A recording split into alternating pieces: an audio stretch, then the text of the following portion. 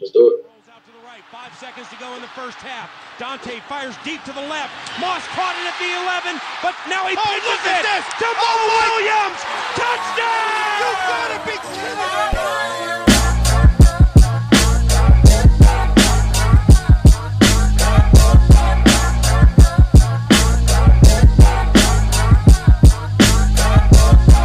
Welcome back to another episode of the Climbing the Pocket podcast. I am your host, Jason Brown. You can find me on Twitter at BrownJason. Joined once again by the full crew. Start with my man QB1. What's going on, JR? What's going on, man? Happy to be back with everybody and ready to discuss some interesting topics we got going on tonight. Yes, sir. We definitely got some fun topics to get into tonight. And your partner in crime from the Climbing the Big Board podcast, Miles. What's going on, my man? I've been sick the last couple of days. Probably getting the ball from Yinka on Monday probably did me in. and moving along to the man, the myth, the Saxy Prince, Saxy Leftwich. What's good, man? I'm doing good, y'all. Just getting in some. How's Jacksonville? How's Jacksonville going? It's good, man. It's warm. It's warm at this time of the season. Acclimatize myself to my teammates, and they seem to like me, so I think I have a lot to bring to the table. And with that said, we this is something we have to talk about. I know it's from your other podcast, but we got to talk about this. Obviously, we had episode 1, Climbing the Big Board podcast with Miles and JR, breaking down some draft prospects, and some footage of Saxy Prince hit Twitter a little bit earlier in the week. And so, they took the breakdown into the podcast and did some best fits for him in the league. And did y'all really have my man? Did y'all really hit him with a Blake Bortles comp on the podcast? JR, is that really what we do to the Saxy Prince? Yeah, I mean, Yinka has to be on a team that is not very pass dependent, a running back that can carry them, which is Leonard Fournette. And a team that has a strong defense, which the Jaguars have. And I think Yinka would be a perfect fit there. Not asking him to throw the ball a lot, 15 times at the most. Otherwise, just turn around and let Leonard run, let Leonard eat, give it to him. So I think he's best on a team that isn't very pass-oriented, that is very run-dominant, just because, he's young, doesn't really have the arm talent right now. He just needs some time to develop. And while he's developing, we just going to ride Leonard's back. Black Bortles and Miles, man. I mean, y'all were a bit rough with the scouting report on my man there. I mean, what's that all about?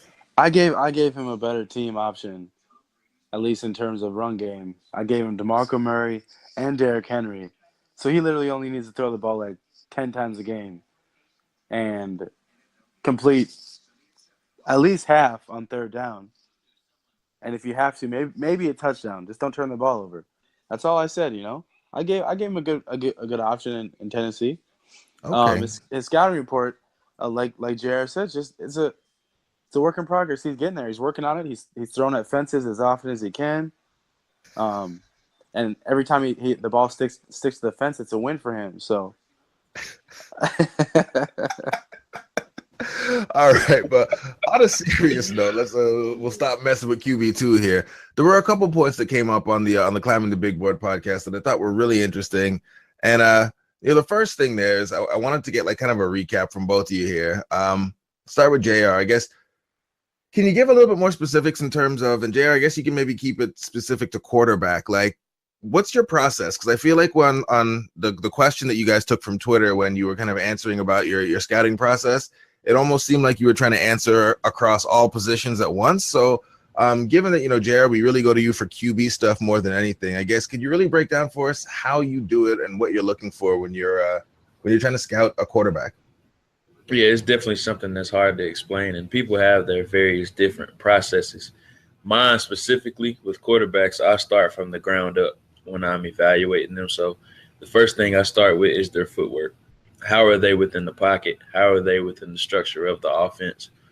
Is their body always in positions to make throws, and how is their throwing mechanics? Are their feet always or their toe pointing to where they're trying to throw the ball, or are they just always off platform and they look chaotic in the pocket? So the first thing I start with is their footwork, because I think that's one of the things that's most important for a quarterback to have, which is proper mechanics, starting from the ground up. So the next thing I start with is their torso.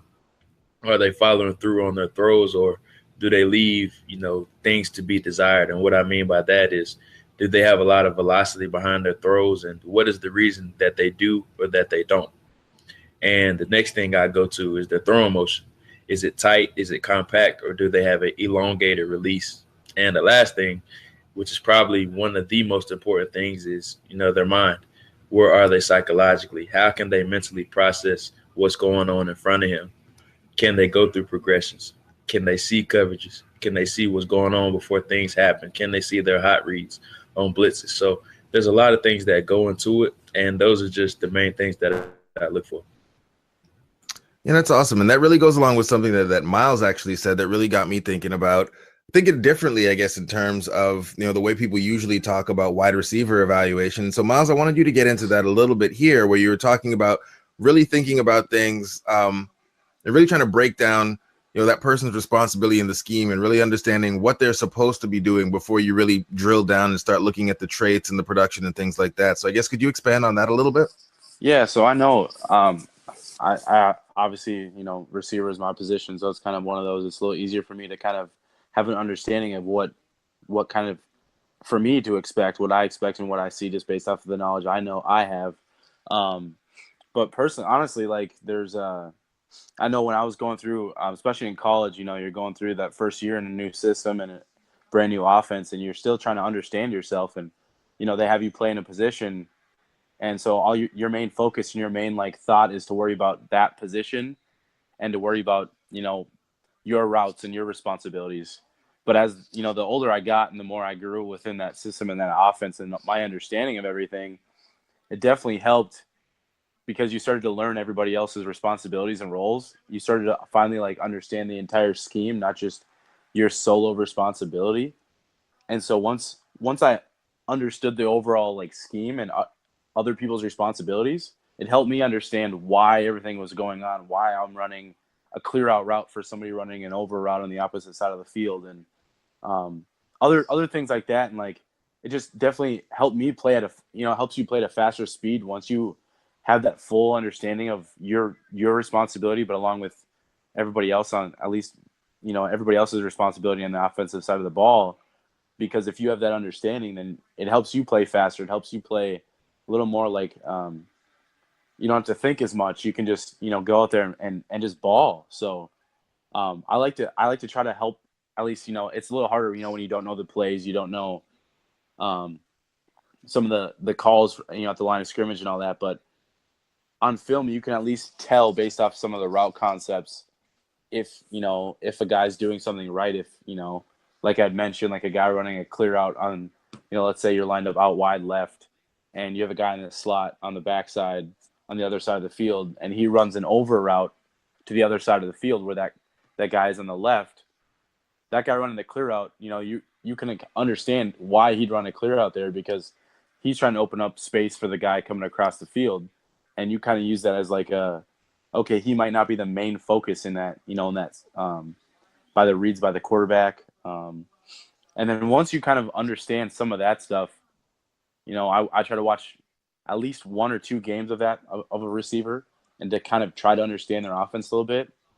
And then I start going back and I try to read and figure out kind of what they did in that. And then that's where the production comes in, Jason, where you talked about the production, the stats, the overall routes and all that kind of stuff. That it kind of comes after that for me. Yeah, that's an awesome breakdown. And then I guess really the next thing, because we are talking about wide receivers, one of the things I just found, I guess a little, I don't know if it's ironic is the right word, but one of the things that I did find interesting while I was listening to the pod is that the wide receivers that you both seem to like a lot, or your rises or draft crushes at the wide receiver position, pretty much across the board, they were all analytics darlings that sites that I look into from an analytics perspective really had kind of identified these guys as players to watch, as players who were kind of on the upswing. And it kind of took me to a question that JR brought up, or something that JR brought up in terms of sample size. One of the reasons I like analytics is that, when you're looking at stats, you can potentially get, a picture of a person's entire career. But from a scouting perspective, watching, every single snap of a player's career could be something that is, daunting. And, if you're trying to put a spreadsheet together like JR is, I imagine, might just very well be impossible from just a time perspective. So JR, I'll start with you, I guess. How many games do you typically need, or how many snaps of a player do you feel like you need to see in order to develop that sample size that you feel comfortable with your evaluation on them? I think 4 to 5 is usually the limit that I like to use, because once you overload, you kind of start second guessing your evaluation, or you start forming some more conclusions that you didn't have before about a player. And sometimes it's just dependent upon the position. Now, me personally, I like to watch every game that a quarterback has played, just because there's certain situations or variables that might occur in that game that you want to see that you might not find in other games. Like, for instance, how they play in late game situations, or how they're playing against lower tier opponents, or how they're playing on the road. So there's different variables with quarterbacks as opposed to other positions. And Miles, how about yourself? Because I know that, your process really sounds, involved in terms of you're really getting in there and understanding the scheme and what everyone's supposed to be doing. So it sounds like that might take you a little bit longer per game. Like, how many games are you getting in when you're breaking down a wide receiver before you feel like you have a good feel for him? Yeah, some of the guys, I don't really have as much access to some of the video and stuff like that. So I use like a website like Draft Breakdown that really is really beneficial. So, the guys you really want to watch, sometimes you only have a few games. So some guys you really only get, a few game sample size. But like JR said, I kind of like to get more of the 4 to 5 range. And then if I can get that, then I can go back and at least rewatch a few of them. I especially like to watch, their progressions. I know JR and I talked about this, but like a guy, if he played his freshman year, I like to watch, how things were his freshman year and how he improved to his sophomore year into his junior year. And if he goes senior year, then into that too. So probably 4 to 5 games is probably a good limit. Well, that is awesome, gentlemen. And I don't want to take up too much of this time going too far down the rabbit hole of the climbing the big board stuff. It really was a great first episode. Looking forward to following all the future ones. But those were just a couple things that I heard while listening that, I figure I have you guys in the pod the next day. I might as well bring them up and ask some of those questions. But moving along here, Yenka decided to have a little bit of fun today. Our man Teddy Bridgewater had his press conference, and there were some fun pictures put up on Twitter today. And I think the one that got most people talking was Teddy looking at some reporters and smiling with looks to be Chris Thomason in the back, looking less than enthused, either that something happened or just to be where he was, or maybe the camera just caught him at the wrong time. But Saxy Prince put out a Caption This contest, and you picked your top 3. So Yenka, I will turn the stage over to you to run us through your top 3 favorites from the Caption This contest you threw up on Twitter today. Yeah, absolutely. I mean, we had probably anywhere from about 50 submissions. It was great. There's a lot of different ones. One of my top 3 was from Georgette, at J3D1K. Her caption was, "When does the McRib come back?" I don't know if anybody who's a huge fan of the McRib or whatnot, but there was a lot of huge hype around that sandwich. So I saw it and I started laughing. Yeah, I saw it and I just couldn't help but laughing because I actually had an experience with a guy. I was driving through the window with some of my friends, and we get to the order the food, and the guy's just like, "Are you ready for the McRib?" And we're just like, "Excuse me, sir, what?" And he's like, "Are you ready for the McRib?" And I was just like, I just wanted a small fry or something, man. Did you get the McRib though? I thought that was.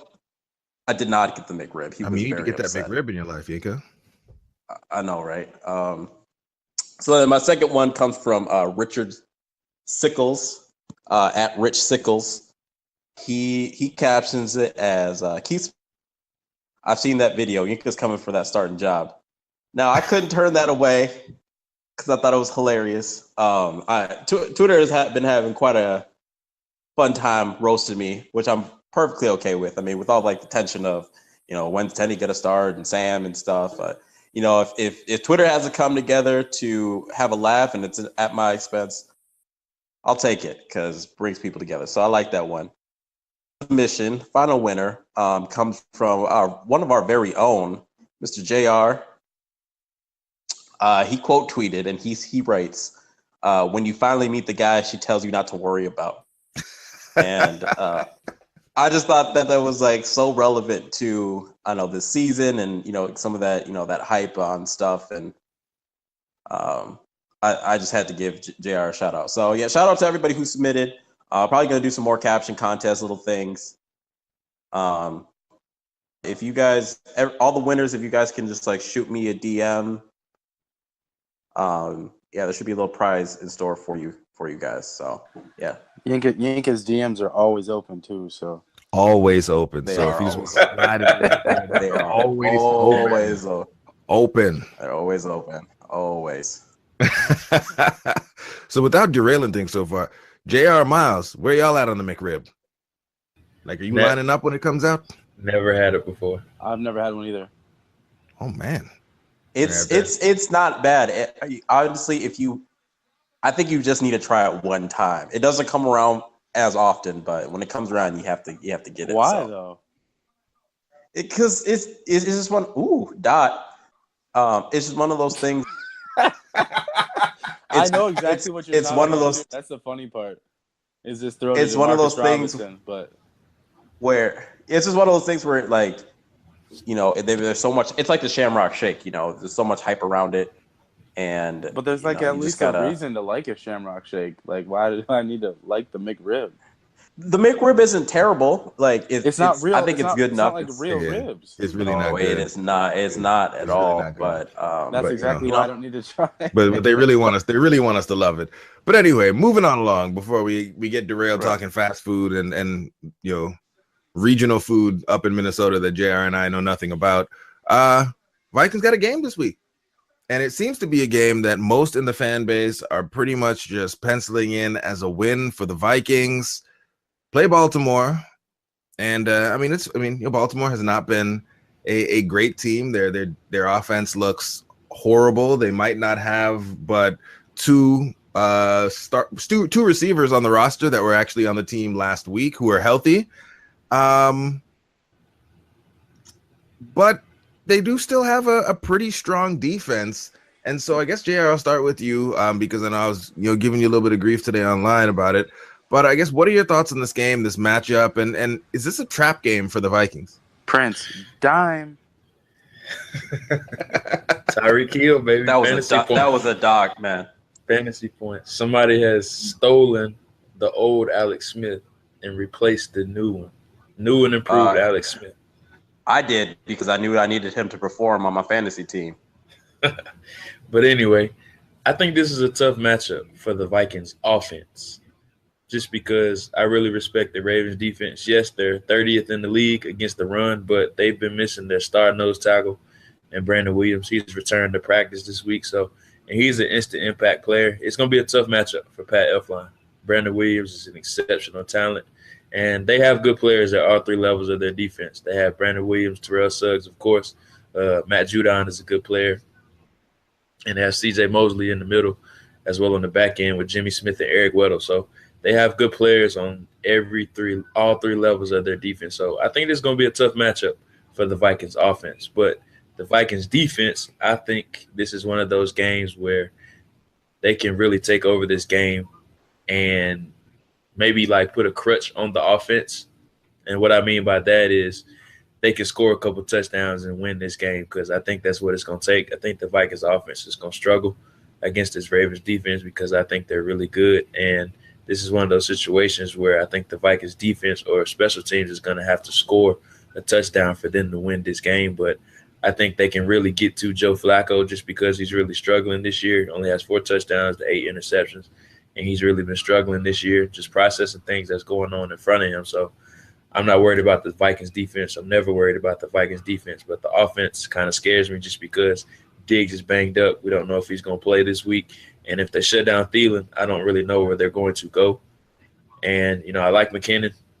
And we all know what Murray is at this point, but if they are able to shut down Thielen, I got some questions as to what the plan will be and what they will go to in order to score points.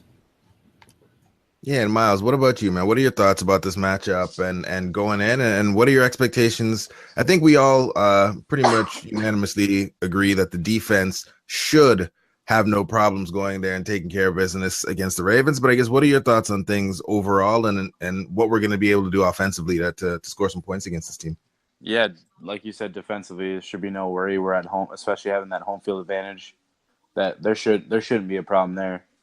Joe Flacco's prone to throwing, interceptions and turning the ball over. But offensively, I definitely think it's going to have to be the Jerick McKinnon show, just because he's, in terms of your running back, he's the most electric running back you have, one of the most electric, offensive players that they have on the team.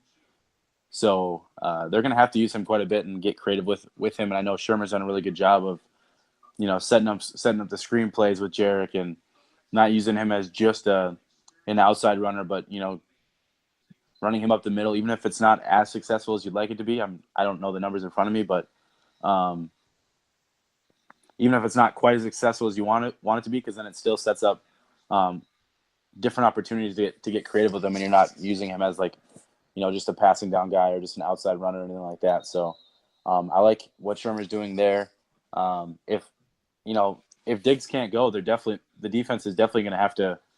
The Ravens defense is definitely going to have to shut down a guy like Adam Thielen, because that's where the pass game will run through. Especially if Diggs is out. So you're going to have to have guys like Kyle Rudolph, Laquan Treadwell step up, and Jerry Wright's another one who will play a lot more snaps if Diggs doesn't go. And a guy we saw on Sunday who was activated for, I think, the second or third time this season. Yeah, I think he got one target, but he played. It wasn't a lot of snaps, but he played more than I expected him to. But Stacey Coley, he could be a guy that could be an impact guy, because he's the kind of guy who's good after the catch, has good speed. He might be able to get downfield and stuff like that. So he could be a surprise guy that they're trying to get in the mix a little bit if Diggs doesn't go, and a guy that could get downfield and maybe catch a deep pass or something like that. So that could be one of those little wrinkles that that people aren't expecting that we could see on Sunday that I think could be really cool. But other than that, yeah, I think Rudolph and Treadwell are your top two guys if Floyd and Diggs are out this week, because they're going to have to step up, because they're going to be the second and third options in the pass game. Yep, and to the point that you just raised there, not necessarily McKinnon specifically, but just looking at the Vikings overall on Sharp Football Stats. Right now, they're ranked 21st in run success rate, and they're ranked 6th overall in passing success rate, which really is what makes it such an intriguing matchup in my view, because when you look at how they match up with the Ravens defense from a success rate standpoint is 2nd overall and 12th from a run perspective. So it really is one of those matchups where we're good. Just looking at success rate anyway, it looks like they're slightly better. And then, where we think we might have to turn to try to win this game, which is in the run game, they still look a little bit better from a success rate standpoint as well. So that's really going to be one of those things that's interesting to see, and interesting to see what they do from a matchup perspective with our offense versus their defense. Prince, one of the other things that's been talked about a little bit with this matchup, especially with the Ravens being down all their wide receivers, it seems. I guess, do we have any concerns that they might try to copy the game plan that Indianapolis used against us last year, where they just went with a bunch of tight ends and tried to expose our linebackers in coverage? I mean, I wouldn't put it past them. I mean, that's one of the things that I get fearful the most. I don't really see guys like, if they have to play. I don't really like Anthony Barr as much in coverage. I think it's been very clear as the season has progressed that the more that we can just let him loose close to the line of scrimmage, the better that we get. But obviously that leaves Eric Kendricks, who's not the biggest linebacker against, some of the bigger tight ends that are in this league. A former Gopher, Max Williams, he's actually a Raven, so I'm not sure if he's going to get very much tick, but I do worry about our linebackers matching up. This might be a game where Emmanuel Lemur or Potentially Ben Gideon gets a little bit more play. But I just don't want to see, Mac Alexander having to cover, bigger tight end and whatnot. So they could definitely expose us that way. I think that our DBs match up pretty well versus them. But that would be the first place I would look to exploit us. Yeah. To that point, Jason, do you think the Ravens tight ends compared to the Colts tight ends from last year, do you see that as like more of a favorable matchup? I'm not favorable matchup, but like they have better tight ends. The Ravens, do you think the Ravens have better tight ends than the Colts did last year? Because I don't know if I feel that way. I agree with what they could potentially try to do, but do you think, I don't know what your thoughts are on that. I mean, I don't know what I'm thinking about. So I mean, they killed us with what was it, Eric Swope last year. Swoop, or never know how to pronounce that name properly. It was like one or two. Yeah, plays, it was really a couple big plays, but they have Ben Watson, who's old, but was pretty athletic in his prime and is still being a productive player. They have Williams as Prince said, and it looks like the other tight end that they run out there is Nick Boyle, who I'm not really worried about him being a matchup problem. But they have tight ends who have a measure of athleticism and coverage for 2 out of our 3 kind of base linebackers. So Gideon and Barr is something that has been a concern. So and then Jack Doyle, he's nothing special in Indy. So that was the only reason that was something that I was a little bit not necessarily concerned, but just wondering if maybe that was a way that the Ravens might go to try to exploit the defense versus trying to spread us out, because that really seems to be where we excel. And that led me to a question that I had for JR about that. I guess if the Ravens were going to try to kind of go with that heavy look and take advantage of our linebackers, what might be a way that Mike Zimmer would counteract that after seeing his defense exploited by a look like that last year? What he would probably do, it's really tough to say. What he could probably do is he can interchange Harrison Smith-Shindeo, Gideon, and Lemire just to get somebody more athletic at those spots. Yes, you're giving up some weight at the linebacker spot, interchanging it with the safety, but you get a more athletic guy to where they can't take advantage of you down those seams where the Colts were killing them last year with those, dink and dunk throws down the seam and vertical throws down the seam with their tight end. So maybe interchanging those 4 guys and instead of being in such a heavy package, even though they are 2 tight end sets. Yeah, that definitely makes a lot of sense there. And I guess, you mentioned, Brandon Williams is a player that we definitely need to watch and someone who's going to test Pat Elflein there. I guess, did you have any other players maybe on the offensive side of the ball? Because it seems like we're really just overlooking the Ravens offense completely. Like that, really every conversation that we've had has been about the defense. But I guess, are there any players that you see on the offensive side of the ball that could potentially pose a challenge or be a matchup that maybe we're not thinking of as a general fan? Yeah, and it's not a skilled position player, and it's offensive lineman. It's Ronnie Stanley. We've all seen or heard of him coming out of Notre Dame a couple of years ago. Slipped in the draft a little bit, still went top 10 overall, but he's coming to his own this year. He's played really well, playing at left tackle for them. So, and I think he presents a challenge to the Vikings edge rushers because he's been lights out this year. I think PFF has him ranked in the top 20, which is really good for a player that's so young, especially at a premier position like left tackle. So I think he's going to be a great challenge for Everson Griffin. And what about you, Miles? I guess, were there any other players that you were thinking of from a Baltimore perspective that we really should keep an eye on, or that you maybe an underrated player that the Vikings should be looking out for in this game going in?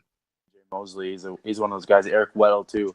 I think they have guys at each level, not to the extent the Vikings do, but they got guys at each level that can make plays. So I think that could be a little worrisome for sure. Side note, real quick, Marshawn Lynch just got kicked out of the game. What? Oh, yeah. You seen the replay right now? Yeah, I'm seeing the replay. Wow, look at them Oakland boys are really going at it there for a second. Yeah, but Marshawn, he tried to stop himself, but yeah, that's why I'm not a fan of refs like jumping in and grabbing players, and then expecting those players to like. They have the right to go. He came off the bench. Yeah, you can't do that. You can't do that either. He came right? off the bench. You can't do that. Okay. But yeah, All I right think then. the Ravens have playmakers on every level, so I think they definitely have an opportunity to wreak some havoc there against the Vikings. But is there anyone on their offense that you're worried about? Oh no. I mean, I guess if Mike Wallace goes this week, if they find a way to scheme him open downfield, but I just don't see it because I don't see our team giving up our defense giving up any big plays against Joe Flacco this week. And if they do, it'd be like a busted coverage or a guy slips and falls or something. Honestly, I just don't. There's no way that worries me at all. Oh, this really is the anti-Flacco pod here for various reasons. Overrated, Jason. overpaid. Yeah. But I'm right there with you. I'm right there with you. And Saxy Prince, what about you, man? I guess are we gonna make it a clean sweep with there are no skill position players on the Baltimore Ravens that we are at all worried about heading into this game? No, I'm not really worried. Well, I don't want to say that completely. I am a little bit worried that this could potentially be a trap game. But I hate saying this, but if we are going to lose a game in this next stretch of games, let's say we drop one and we win the next 4, like this is a game that if we're gonna lose, it's gonna be this game. AFC North team. Basically kind of counts as not half a game, but it counts as less when you finally do all the final calculations and whatnot. But I mean, our defense should be able to hold Baltimore. Offense has always been my concern going into this game. This is why I feel like we need more from a certain position. I don't want to get into it, but I think we need more from Case which Keenum. position? Go on and get into it, man. Okay, I'm gonna be honest. We need to see more from Case Keenum, and I mean, he has played admirably as a backup, but like he's been, in my opinion, he's kind of been in this like in between of playing as a very very high end backup / fringe starter to looking like a backup quarterback, and I just I know that we want to rally behind Case Keenum, and I'm fine with doing that. But I mean, we've had a few games now where Case has not looked the greatest, and we need to be honest with ourselves. We saw it in the Lions game. We saw glimpses of it, early in the Pittsburgh game. We saw some of it versus Green Bay, which was, I mean, a little bit more inexcusable because, again, Green Bay's secondary was pretty banged up. So this is probably going to be our best challenge that we'll have, our hardest challenge that we'll have over the next, few weeks. So, this kind of speaks to what I've been worried about is like when we face a team that actually has a, defense that we, that we'll have to show out a little bit against. I'm worried about this team not being able to produce. Well, I think Diggs, too. Oh, go ahead. No, go ahead. Finish up. No, it's my reason why this could definitely be a game where special teams could come into play a lot more so than it should be. So I don't want to see us starting on on the 7-yard line and having to drive down the field because I just don't think that that's going to be something we're going to be capable of doing very often this game specifically. For sure. Well, to it, and I think to your point, with Case Keenum specifically, I think the biggest part about like a backup quarterback is, you give them a few games if they need to start, but you don't want them starting, entire and most of the season or 3/4 of the season, 8+ games. So for a guy like Case Keenum, defenses are finally starting to get more tape on him.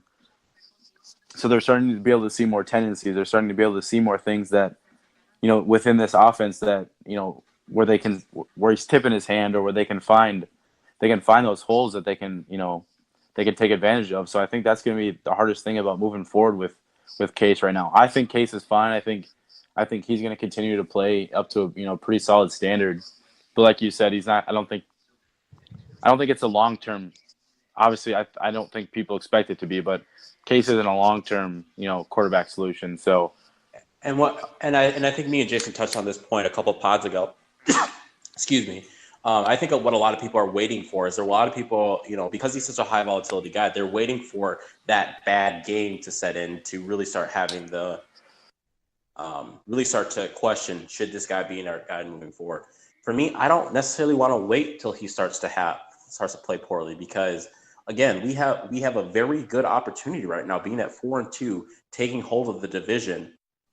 Having Green Bay probably going to take a step back. Lions are still relatively in it. I mean, weirdly enough, even the Bears are still somewhat in it. Right. Well, we don't really have a choice. As We well don't really as, have a choice right now. Case is the guy. no, I know. I'm not saying right now. Case is going to be your starter for the Ravens. He might likely be the starter for when we go to London against the Browns.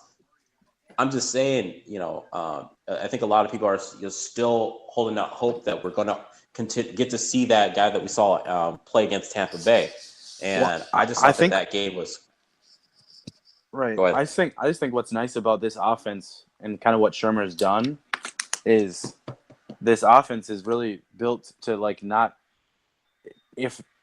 aren't a lot of mistakes to be had and to be made. I'm not saying Case can't still make them, but overall, there's always a check down opportunity for the quarterback. Case has the mobility to be able to move around and kind of get out of the pocket if he needs to. So I'm not going to fully compare it, but because Case doesn't play at that level, and there isn't, you don't have the overall run game anymore without Dalvin Cook that you had, or the offensive line, but kind of what Teddy did back in 2015 of just don't make the big mistake. And I still think Case is one of those guys that could still do it, because he kind of has that mentality. He's got that kind of that gunslinger mentality, but I think they're trying to set Case up right now to be just don't make that big mistake to lose us the game. But that doesn't mean, and we need him to fully win us games. And I think that's where we're at the point right now without a Bradford, Teddy's back on the mend, without Dalvin Cook. They're basically telling Case, make the throws we need you to make, but don't make the crucial mistake. Yeah, and I think that's I definitely agree with you on that aspect. What worries me is, right now they are definitely playing the whole, Case, not just game management, make sure you're not making those big mistakes, but we saw some of those mistakes kind of coming to the forefront that actually went our way. I think there's probably 3 or 4, I can't remember who broke it down, interceptable balls that Case had thrown on Sunday. Now, yeah, and so that was Eric Thompson. That was Eric Thompson on Twitter who actually put his game breakdown up there. And just to add a little context to what Yinka is alluding to here, is if you look at the game by game grades for Case Keenum, and so this is kind of some of that conversation that we have a lot, which is stats and the context that they require versus tape evaluation, which is what PFF does. Even though people don't always love the grades, PFF is derived from someone watching the game, and they're assigning a plus or minus grade to each play. And so while Case's overall stats have been kind of up and down since he took over as the starter, I'm kind of leaving that Pittsburgh game out of there because it was terrible, but also they didn't really tell him he was going to start until just a couple hours before the game. But if you look at his PFF grades, since he took over, we'll say it was installed as the full-time starter in week 3. He came out of the gate balling, but every week since then, his grade has actually come down a little bit from the week over. And his grade last week was very, very poor, and it showed in his performance. He did throw the 1 interception. But to Yinka's point, there could have been another 2 interceptions in that game. And so even though the overall, I guess the traditional stats aren't showing Case Keenum as struggling per se, when you do look at a trend on something that is based from, tape, you can see that, he is already starting to tail off from kind of the honeymoon that we got starting in with that Tampa game. And then it's also the point that our man, Nate Denny made on Twitter today, which is, and Miles, I guess, kind of made it on this pod as well, is that, Shermer is doing a lot to scheme to Case's strengths and to limit the opportunities for him to make a mistake. But as time goes along and teams get more tape of him in this offense, it's going to be harder to just scheme offense around his limitations as teams start to catch up and figure out what it is we want to do to help Case be successful based on the fact that he isn't, that big, strong-armed quarterback that you'd be looking for. Sounds exactly like what I just said. Yeah. Well, I mean, yeah, you're pretty smart. We should listen to you more often, Miles. Yeah, we it'll- really should listen to Miles. It'll never We happen. should That's really all right, listen though. to Miles more often. I guess, JR, what are your thoughts? I mean, we've been going back and forth over here talking about quarterbacks like we know something. I guess, what are your thoughts on, Case Keenum, kind of how he's been playing? Because obviously the stats say that, I kind of tongue-in-cheek posted, all those top 10 stats for Case last week. He's fallen off a little bit in PFF grade, but, in the traditional stats, he's still showing very, very well. What are you seeing when you get in there and start to break down the film after every game? And I guess, do you have any concerns about him against this Baltimore defense, and then, kind of as we move forward over the next couple weeks? Yeah, I mean, I've been very open about my stance on Case Keenum. I mean, he's the ultimate wild card. You don't really know what you're going to get out of him week in and week out. One week he may show up and play like how he did against the Bucs. Another week he may come and play like he did against the Steelers. Or he might just play average like he did last week against the Packers. But, I mean, we all know what Case Keenum is at this point. He's a high-end backup. I mean, he's capable of making those throws that you want him to make, but sometimes he's going to be inaccurate with them, and sometimes he's going to make them. He's just so up and down, and, I mean, that's why he hasn't been able to stick anywhere as a starter at this point, just because you don't know what you're going to get out of him. As far as scheme-wise, teams are going to start to get more film on him as the season goes along, and, it's going to be very challenging for Pat Shurmur just because – there's only so many games where you can hide his limitations before teams catch on. Defensive coordinators are very smart around the league, and they're going to start to understand what you want to do and how you're scheming around Keenum's limitations. And they're going to adjust to it. And that's what you've seen these past few weeks, where Keenum's performances has kind of declined a little bit. He hasn't been able to make those same throws that we saw out of him earlier on in the season. And we haven't seen those same explosive plays like we were accustomed to seeing early on in the year. So what we're seeing is defensive coordinators starting to catch on what Pat Shurmur is trying to do with Keenum. And what's really going to be interesting to see is how he performs against the Ravens because, they have a really good secondary. And we know we're probably going to be down Diggs this week. If we're being realistic, it doesn't really seem like he's going to play. And I don't think they need to force him to play just because that groin injury is very tricky and it can linger. So him being down Diggs and now really only having Thielen as that, maybe explosive option down the field that really can stretch the defense is going to be interesting to see how Shurmur continues to, maximize his limitations. Yeah, and those are all some really, really great points there. But I guess, going in this game, we got a last couple points that we want to get to here. So, I mean, we've kind of danced around them and some people have said, some things here, special teams, defense. But JR, rapid fire, we're going to get to this real quick. In your view, Vikings key to victory, what needs to happen for the Vikings to come out of this game with the win?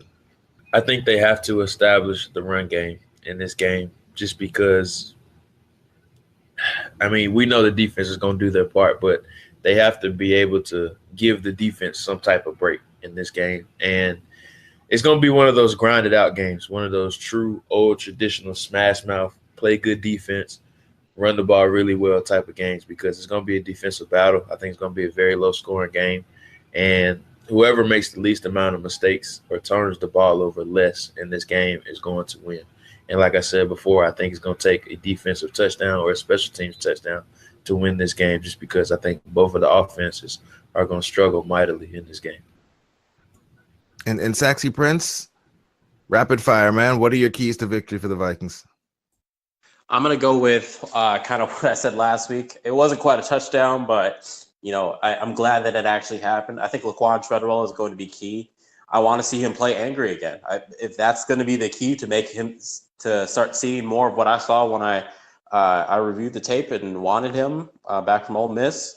Like let's see more of that. Let's see more of him, just playing angry, playing as that guy that isn't afraid to kind of be that bully on the field. I think Laquan Treadwell is key to this game. Like I think defense is obviously going to play pretty lights out. This also might be a game where we might need something to happen special teams wise. Maybe Marcus Sherrills gets a touchdown or puts us in pretty close field position or whatever, inside the 20 or something like that. But I would say Laquan and then special teams are my keys. All right, and Saxy Prince, I'll keep it with you. Give me a bold prediction and a score prediction. I'm gonna go with what I did last week. I'm gonna go with Laquan Treadwell getting at least one touchdown. I'm gonna need a different one. Okay, I mean, I'll say Marcus Sherrill's scores takes one back, and then score prediction. I just don't feel like it's gonna be a high scoring game, so I'm gonna say 19-10 Vikings. JR, what about you, man? I'm going to say 17. No, I'm going to go higher. I'm going to go 23-17 Vikings. The Vikings defense forces 5 turnovers. All right. I like that. And if you guys are wondering, we haven't just frozen Miles out. Miles, as he said at the beginning of the show, not feeling well. So he has gone off to get himself some NyQuil, call it an evening. So for my bold prediction, I'm going to say the Vikings are getting 3 non-offensive scores in this game.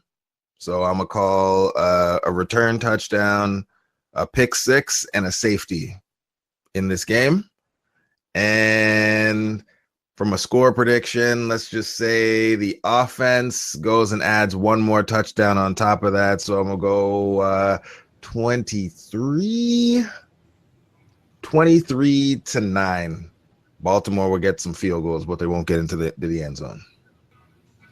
So that's it. You know. This is just Yeah. So upcoming projects. What can we be on the lookout for? I mean, JR almost broke the internet, last week. What you got for us this week, JR? Yeah, I was going to release a mock draft tomorrow, but I'm kind of second guessing it right now. I might just hold it until Monday. So be on the lookout for that. All right. And Saxy Prince, my man, what you got going on for us? Well, you guys will probably get some more bad form tape because excuse me, JR had me going back into the gym literally the next night, working back on my form again.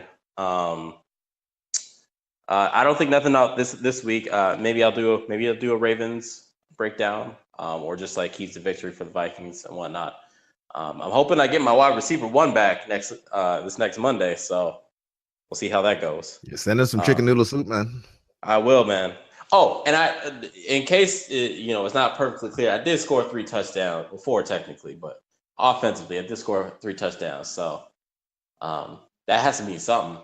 I mean, it has to mean a little something. A little something. I mean, Byron Leftwich was a high pick, man. It was. Hey, man, I'll take y'all out if I'm drafted. I'll probably be drafted like 3 or 4 or something like that. I'll let you know when the CFL drafts happen, all right? Yeah, man, you can still get paid in the CFL, so I'm all for it. I'm going to go ahead and say you make more money than they do now, Yinka. That's probably true. Yeah. Well, all right. I guess for me, the only thing I have upcoming is I have some more top secret footage of the Saxy Prince and Miles Gorham out there dominating in flag football. So if I can get some time, I'm gonna try to put together a little hype video of our dudes out there dominating in flag football. Go ahead and let the fans know that's a little bit more deliciousness from the videos that I had sent you. So, JR, did he just refer to his play as deliciousness? Is that okay? Yeah, you heard. No. Okay. You heard it. I feel like we got to put that in the tally of the things Prince does that are not okay. Yeah, he hasn't had a popsicle in a while though, which is good. Yeah, I guess we'll give him a pass. I think he's washing dishes right now though. So.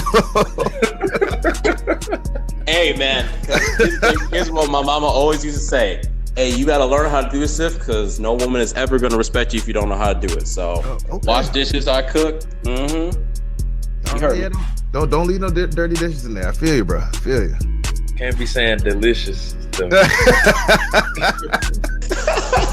Just for you, he's about to go to the fridge and get a popsicle too.